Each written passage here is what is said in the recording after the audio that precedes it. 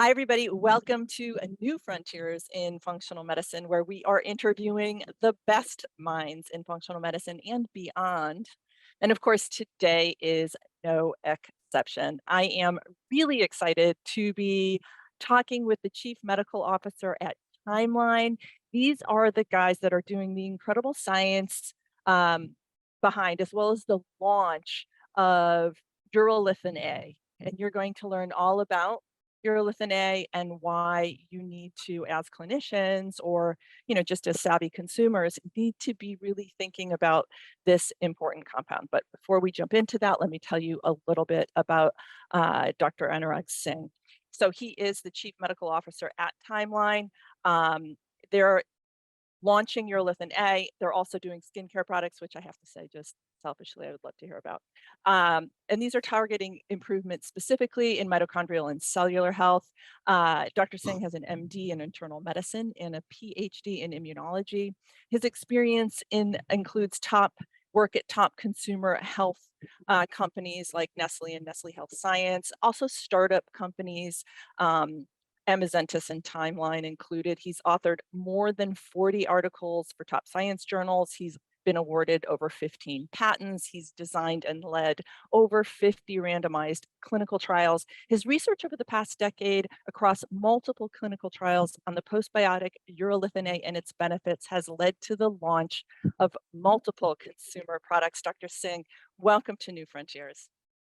Great pleasure to be on your podcast, Kara. Thanks for having me. Absolutely. So I want to know all about Urolithin A, and I want to go, we need to know what it is and how we make it in our bodies and why it's important, and kind of fold that into the backstory. It's a compound that was discovered 40 years ago, and then you guys have just really gone deep into the science. So how did this become of interest to you? Sure. So, as you correctly pointed out, Urolithin A, the discovery of Urolithin A, or the origins, have been known in humans sort of, when they started looking at some of the consumption around nuts and berries for a long time. For almost 30, 40 years, the Spanish group has been studying how it relates to gut microflora and things like this. But about 15 years back, which is when we started the company behind all the research, and Amazentis, which is the parent company behind all that research that goes into Timeline products, the goal was to sort of apply the biotech approach to nutrition. So a lot of us come from backgrounds in nutrition research for a number of decades. And we felt, that there was a lot of background around blending extracts and prebiotics and probiotics, with minimalist science. And so what we started looking was exactly what some of these fruits and berries and nuts had beneficial compounds in them. And one that really attracted our interest was the pomegranate. So there had already been a lot of studies done on pomegranate juice and some of the health benefits associated with it. And so we went around the world, basically sourcing pomegranates from different geographies and started, looking at different juices from different pomegranate source. And every time we ran experiments, a pomegranate itself has about 500 beneficial compounds. So these are mostly polyphenolic compounds that we call as alligitannins and punicalagins. And so when we were doing these experiments, we started working actually at the Swiss Institute of Technology with a professor called Professor Johann Olbricht, who's a big name in the mitochondrial field. He was behind the discoveries of resveratrol and a lot of NAD boosters. And so we gave him these compounds. We didn't know which one was behind sort of the beneficial effects. And he came running to our lab and he said, "What is this one compound? Because it's really, it's really boosting the longevity in worms, because worms is where all the aging research starts." And that's sort of the origin 15 years back.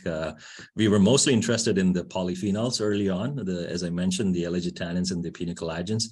But then somehow every direction we looked, it all roads led to Urolithin A, which is this gut metabolite that is derived from the precursors being the alligitannins and the punicalagins. Except we don't all make Urolithin A in either at all or certainly in appreciable amounts. I know there's like a There's Yeah, almost a phenotype for who's producing what. So we're not all going to, if we can eat a pomegranate a day, or in the case of my colleague at my clinic, he actually eats the white. He doesn't eat the mhm, seeds, trying to avoid the sugar from the seeds. But we can all mhm. eat this, and we're not going to make this amazing urolithin A, correct?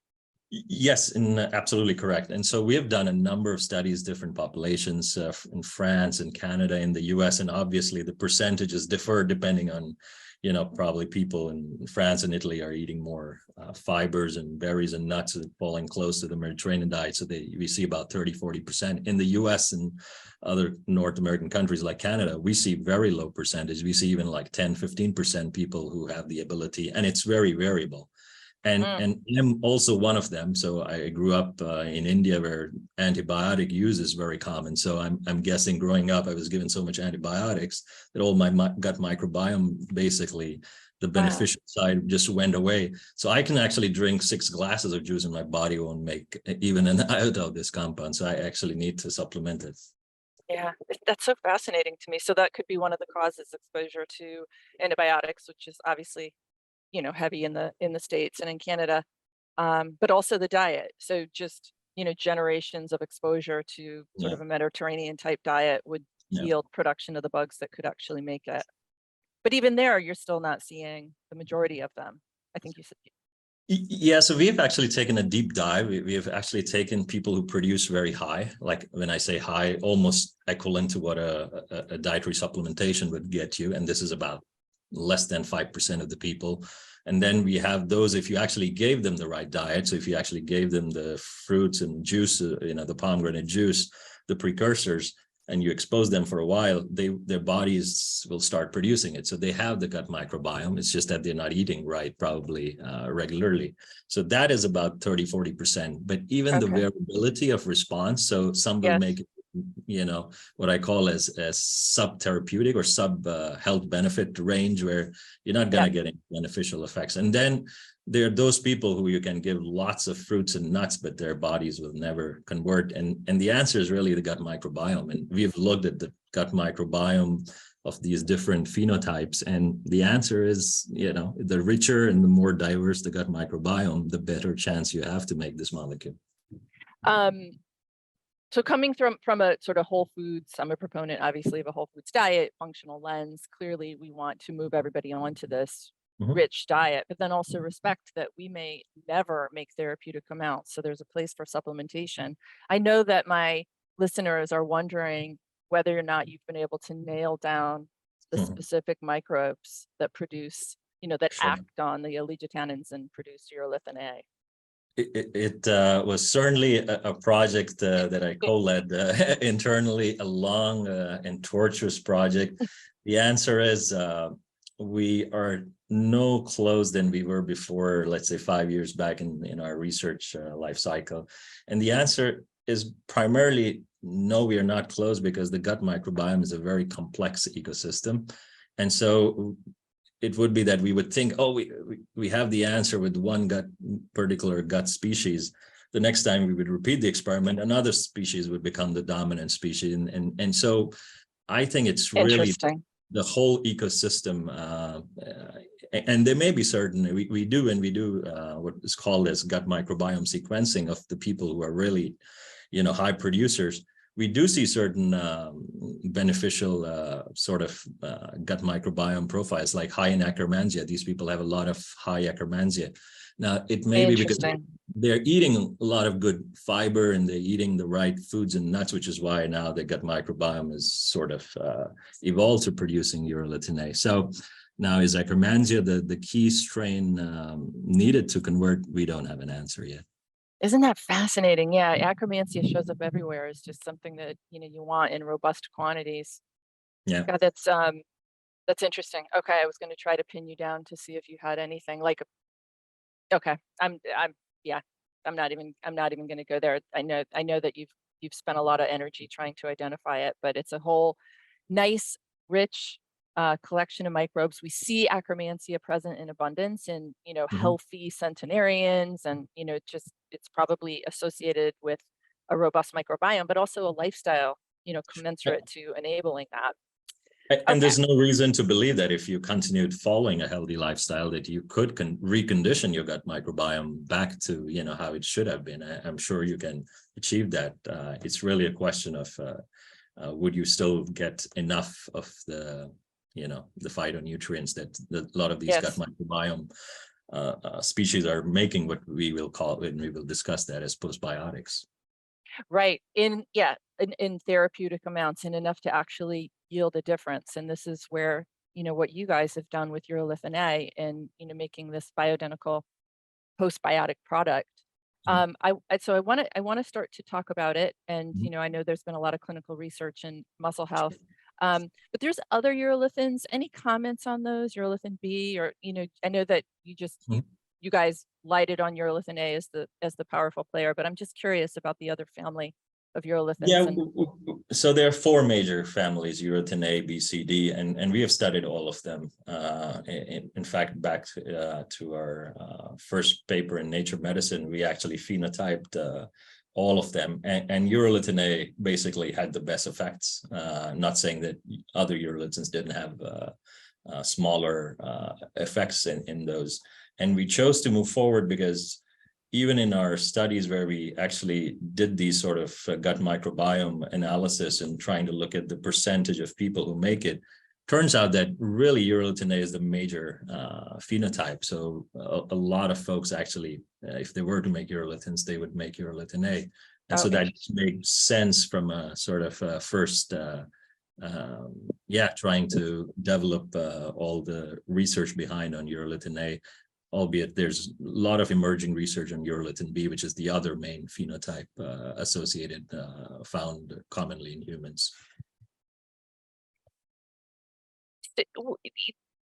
We can move into muscle health. That's extremely interesting. But where do you want to start? I'm curious to kind of unfold your journey, like some of the preclinical findings, and then maybe what led you into seeing, it Yeah, being kind of a miracle player for mitochondrial health, and muscle, sure. of course, is right there. Yeah, so as I mentioned, we started collaborating with the laboratory of Professor Johan Olrichs, who's really one of the big names in the mitochondrial field. And we started working with him because of the anecdote story I told you about, where he kind of started testing in worms. Now, that's where most of the aging research started or starts. And in these experiments, what Johan was seeing was basically a lifespan extension of about 40 to 50%, which Oh, is wow. pretty high. For example, if you look at all the resveratrol literature, which is another compound known to boost mitochondrial health, in these lifespan experiments in worms, is about 20%. So that's what all the, let's say, the initial research started with. And then Johan started playing with sort of looking at what were the pathways being impacted in mitochondria. And so he started comparing things like caloric restriction or fasting, which is also known to upregulate things like autophagy and mitophagy and mitochondria, which is basically the cleaning of the cellular debris. And so then he started comparing them to Urolithin A, and the effects were pretty similar. And so that's sort of the Wow. original research So stream. let me just restate that. So he was Yeah. just, and we'll come back and talk a little more about mitophagy, but he basically it was comparative with caloric restriction, which Yeah. is something that, humans are not, we're just not going to succeed at. And so we need these caloric restriction mimetics to yield some of the benefits. Totally agree. Yeah, I mean, Okay. compliance would be very poor in the clinical translation of some of these caloric restriction regimens. Yeah. And from there, we started, of course, in older animals and looking at, how effects on endurance and running capacity and muscle health, which, primarily seem to be the big phenotype emerging in these experiments. So from when Johan started supplementing in the diet of these older animals, he started seeing about a 60% improvement in aerobic endurance, about a 10% Wow. improvement in muscle strength, for example. And that's what really led to all the clinical research down the road that we have done over the past 7-8 years. Just really, really cool. Um, so let's just talk a little bit about hallmarks of aging, Mhm. Yeah. mitochondrial dysfunction, and and mitophagy. Just like, and then I definitely want to get into the human Yeah, stuff. sure. Yeah, absolutely. We'll get into that. So, today where we see ourselves, and that's, part of the journey of timeline has been, we see ourselves with a mission that we want to increase the health span of people, right? So if Mhm. you can do targeted supplementation, people who can derive the benefits from this targeted supplementation can then live to 80, 90, but be more functional. Yeah. And so, kind of that's sort of is our philosophy. And when we started out, we didn't know this compound was going to hit mitochondrial health or mitophagy. So we, about 10 years back, just when we were discovering Urolithin A, this landmark publication from Guido Kromer came out called the 9 Hallmarks of Aging, which basically describe what happens biologically with aging, right? So you have these genetic alterations, so your sort of DNA becomes a bit more unstable. You have all these epigenetic modifications that happen, and then you have things like decreased nutrient sensing and sort of increase in protein aggregates that lead to, for example, diseases like Alzheimer's disease. But one of the key findings in that hallmark that he found, Guido, or suggested, was that they all somehow link to mitochondrial dysfunction. So that's kind of what got us into mitochondrial dysfunction. And now, apparently, so now they have revised these after 10 years, these hallmarks of aging, and the 3 additional hallmarks are gut dysbiosis. So as we age, our gut microbiome changes, and the second new one is declining mitophagy and autophagy, which is what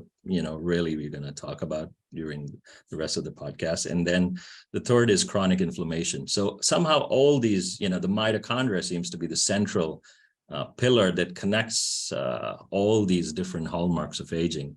And I think the data we are seeing today with all the clinical studies suggests that this postbiotic Urolithin A is doing similar things, decreasing inflammation, improving mitophagy, improving mitochondrial health. And so that's the story with hallmarks of aging. Oh, it's so exciting. Um, just really interesting. I've published a study, and I'm continuing to research looking at biological age in a diet and lifestyle intervention. And I'm definitely, interested in seeing what urolithin A is doing in the mix. So Yeah. hopefully you'll be looking at epigenetics. Is that in the works? It's in the works. It's in the works. We have actually first developed a test now that can tell you if you are a urolithin A producer or not. So we're starting there. It's a simple test. Right. With a skin, it's sort of a blood lancet prick on your finger. You just drop a few drops of blood, and we can tell you if your microbiome is conducive to making urolithin A. And then, down the road, we do see adding things like biological age to the mix, where consumers can take a look at, how regular supplementation can impact some of these biomarkers. So talk to me about urolithin A in the clinical studies. Sure. Yeah, so the first studies we tried to translate, giving from the work that was published, all the preclinical work from Johan's Ulrich's lab. The first thing we wanted to do was show, of course, the safety and bioavailability in older adults, which at that time was really the target population when we wanted to make older and the aging population function better. And so the first things we did was, we actually took a cohort of older people who were extremely active, and then a cohort of people who were what we call as frail or very sedentary, so they weren't moving around. And we looked at their mitochondrial health. And the way you do that is by taking a small chunk of muscle tissue from the leg through a procedure called as muscle biopsy. And when we looked at these two populations, what we saw was that basically the mitochondria were really the key declining factor in the skeletal muscle of these older folks who weren't moving around. So then we took these older folks who weren't moving around, and we supplemented them with different doses of urolithin A, and starting at about 500 milligrams to topping to about 1 gram, we really started seeing about 4 weeks of supplementation improving mitochondrial health in the skeletal muscle of these older adults who were very sedentary, who were very pre-frail. So that's how it all started. And then since then, we've done many more randomized clinical trials, much longer than 4 weeks. So we've done up till 4 months. And we've gone from older adults, which was the trial that we repeated after this first one that got published in Nature Metabolism. We showed that giving it for 4 months, we improved in older adults who were, again, not moving around too much. We improved their fatigue levels. So people were moving around much more and they were getting less fatigued as they did exercise. And then we went and did a trial even in the younger, sort of middle-aged 40 to 60-year-olds who were also sedentary and not moving around. And we saw similar effects at improving strength and endurance. And then that's essentially the data that is all the published, but we have a number of studies going on. You looked at CRP too, right? We did. Yeah. Go ahead. Go ahead. Yeah. So again, when these studies take time, these randomized trials take over a year, and then you collect plasma, you collect muscle biopsies, and of course you do all the functional readout. So I'm trained as an immunologist, and it has always fascinated me how the mitochondria could be playing a role in inflammation as well, that by improving mitochondrial health. And so we started looking at CRP as a marker of chronic inflammation, because a lot of older adults are chronically inflamed. A lot of overweight, middle-aged people are inflamed as well. And in all these trials, one biomarker that seems to be significantly impacted is CRP, which is always up in these trial populations we test. So I think there's future research needs to really look at the close talk of mitochondrial health and immune health as well, and inflammation. Oh, absolutely. Yeah, I'd be really curious to see, the other biomarkers, of immune health, and even lipids. And I think you could probably cast a wide net. Thoughts on that? Yeah, we did cast a wide net, and there are two set of biomarkers that move a lot. So CRP is one of them, and there are certain cytokines like interleukin 6, which is another very pro-inflammatory cytokine linking to sort of the similar cascade with CRP. And then the other set of biomarkers we see moving a lot is linked to fatty acid oxidation. So this is really what we call as acylcarnitine. So in diabetics or in obese people, acylcarnitines are very high because the body is not able to utilize fuel. The cells are not able to utilize fuel properly, and fat impairs. And so what we see is now a very decline in these levels and a much better utilization of acylcarnitins in sort of these biomarkers. Gosh, that's really exciting. So I will admit that I'm quite bullish on Urolithin A, and again, I'm just a huge fan of polyphenols. I'm a huge fan of the wonderment of the microbiome and what it can do. But I also appreciate that, many of us, especially those of us growing up, in the West or exposed to antibiotics, don't do a good job. So I'm currently taking Urolithin A, and I'm here in Mexico, so I wasn't able to do the baseline test that you described, and maybe we should swing back to that to just let clinicians and people, regular people who are interested, just know how to do that and access it. But I'm pretty excited about the possibility of it. I think that as you get into looking at DNA methylation and epigenetics, we're going to get a whole nother, database of information on the wonderment of this compound. I know my limited investigation shows that it influences histone deacetylase and microRNAs and stuff like that. But, am I an appropriate candidate to take it? Like, are you taking? Like, who's the right person to be beyond obese and older folks? It seems like we all might consider, using Urolithin A if we're not producing it or not producing it therapeutic amounts. What do you think?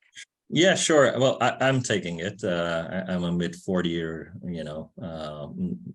weekend warrior, not super active every day, but yes, in the weekends, definitely. And so I think it's the original clinical studies were designed in populations to give it the highest chance of success that had underlying mitochondrial dysfunction assumption, right?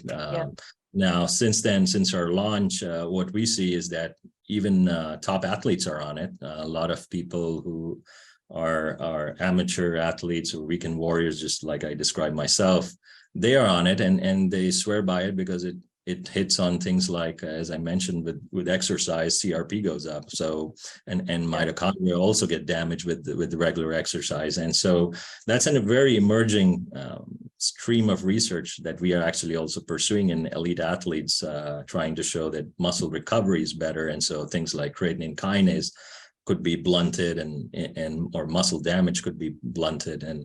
And so I think it's something that people need to start taking in their adult years, because muscle strength is basically starts to decline 10% every decade, starting in your falling your third decade. So I think you need to be proactive and address how to address, both muscle and cellular health pretty much upfront, rather than wait for the symptoms to appear, much like our modern medicine is. Yeah, yeah, I appreciate that that thinking. Well, let me just ask you this. You're Mhm, probably aware of some of the studies looking at athletes using antioxidants and actually mhm, kicking in insulin resistance, like a negative effect. So sort of the hormesis of exercise was blunted by mhm. introducing antioxidants in athletes. And I mean, would you any evidence of that with urolithin A? So urolithin A, we don't see it having a robust antioxidant effect. It's really a mitophagy activator. So Yeah, what it is basically, again, to summarize what mitophagy is basically it accelerates the cellular garbage disposal machinery inside our cells. So with exercise or with aging, and this is well known in even elite athletes, that they have mitophagy that is blunted. And so, if you track an athlete over time, in just a year or a sort of a season of performance, they always decline. And so actually a lot of yeah, researchers in this field came to us. Louise Burke in Australia at ACU, she has looked in elite athletes doing most of these studies that you were mentioning. And she said, well, one thing that we start to see in these elite athletes is blunted mitophagy. And we think, urolithin A has a chance to show something in this population, because what we are looking always is trying to get, all the mitochondrial and muscle repair happen pretty quickly in these athletes. So, again, research is going on, but there are several elite athletes today. There are several Tour de France teams that swear by it, that are on it. So, cool. anecdotally, but yes, the research will soon come out. Good. Okay, so we'll pay attention to it. And everybody, when you go to the show notes, of course, you'll see links to the websites. And you've been in the center of researching, so of studying it. So there's a ton of citations there, but you're also paying attention to other people's work as well. So as these clinical trials from elsewhere come up, I think you'll be probably posting them on your site, right? And we'll just make Yeah, sure it's everybody. amazing. When we started, gosh, 15 years back, we were probably the only group studying urolithin A and its beneficial effects. Today, there are a number of groups. So the National Institute of Health and National Institute of Aging is investing millions of dollars into looking Amazing. at urolithin A's effect, just not on cellular health and muscle health, which is basically, a lot of research has been done on it. They're looking at neurodegeneration. There are a lot of top research groups who have studied it, and they think that a lot of problems with aging and cognitive health are down to declining cellular and decline in mitophagy, and this is where they have been. And so I expect a lot of trials done by others in different sort of health benefit areas start to pop up. That's very exciting. It's cool. And I just appreciate one of the reasons I was, looking forward to chatting with you is I appreciate companies who invest this kind of time and, dollars in really drilling down. I mean, there's very few, in the nutrition space who make this kind of commitment to the science, to the preclinical as well as the clinical science. And so it's just a real pleasure and really honor for me to be able to highlight the efforts that you've made. That's always been, as they say, the North Star for us. It's a company founded by doctors and scientists. And as I mentioned, we studied this compound for 15 years till, we decided that, Yeah, we believed in it enough to start selling it so yeah. others have health benefits. And you guys uniquely figured out a way to make a bioidentical urolithin A. Mhm, And mhm. and that's what I'm sure that's well, one of at least a few of your patents are related to figuring out how to do that. Yeah, indeed. Yeah. So I guess we have looked at a lot of health benefits, and muscle health just shown, out loud because of all the experiments and the research that went behind it. And so we pretty much believe in the science, and we have sort of the right intellectual property around it to sort of go and commercialize it, which is what you need to do. Let's talk about dosing. So this is something that we want to be considering in all adults for the reasons that you've mentioned, and Mhm. you've done different dosing studies. So what do you take? What do you recommend? Yeah, so a lot of muscle specific health benefits start showing up at a dose of 500 milligrams. So that's the dose we have studied a lot in clinical studies. We have gone higher and lower. Lower doses do affect certain biological pathways, but maybe you need to take them just longer to see physiological benefits.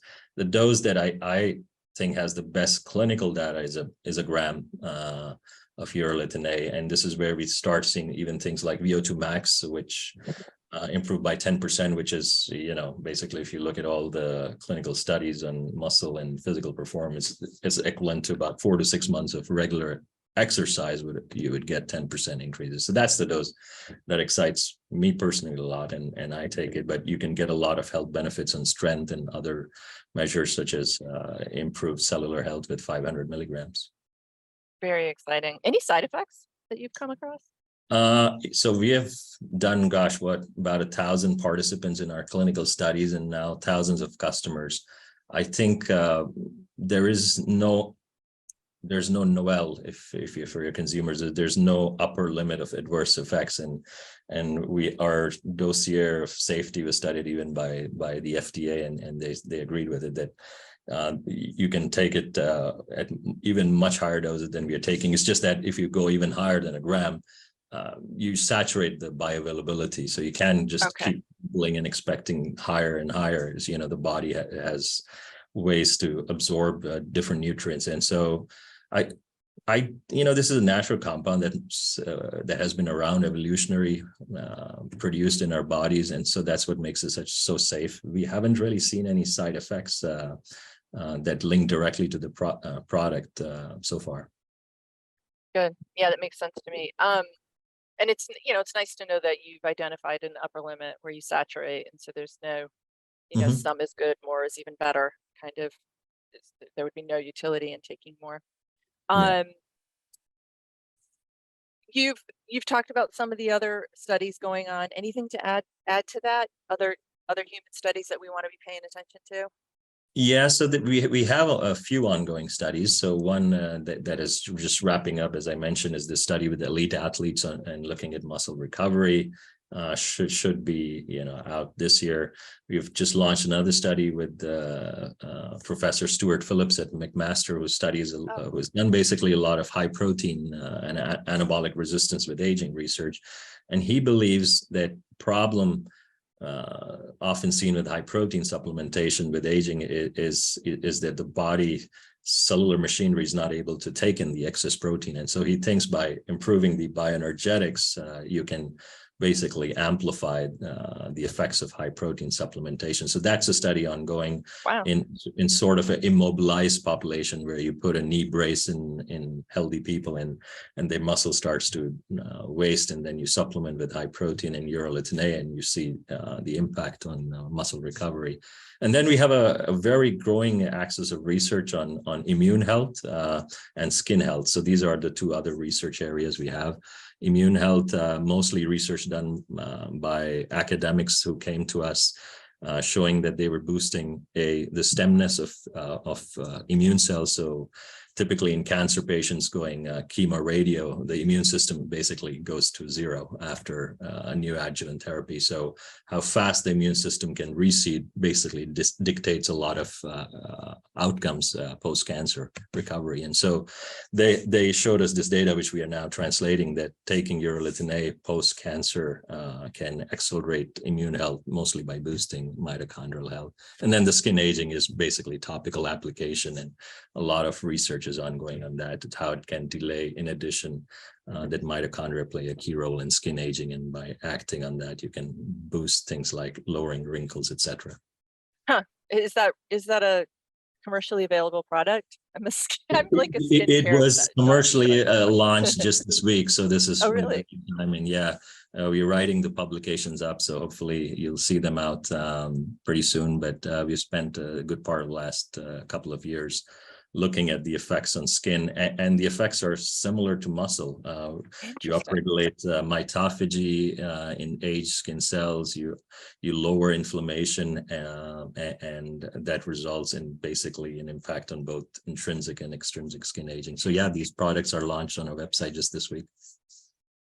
That's really cool. And this is topical delivery? This is topical delivery, yeah, Wow. instead of oral. Did Yeah. you have you seen similar with oral delivery on skin, or does it need to be delivered topically? It's an idea that has been fermenting to sort of look at the some certain consumers anecdotally have come back to us after months of using the oral, and talked about how their skin is looking better. And so this is something we plan to do. Topical made sense because, you know, you're acting directly at the organ of interest, which is the skin, and then now we will combine it or run some trials in combination. Wow. Okay. That's very interesting. All right. So let's just talk about um, clinicians, where we're going to direct them, and people, just regular people interested in accessing um, the product and doing the test that you talked about. Do you want to talk a little bit about that test and then just kind of Yeah, guide us in our sure. next steps? Sure. Well, I'm a clinician myself, and I think anybody who comes to your clinic with declining energy levels or feeling more fatigued, people who typically, come to you and say, hey, I used to exercise this much and not feel it, but now, it takes me much longer to recover.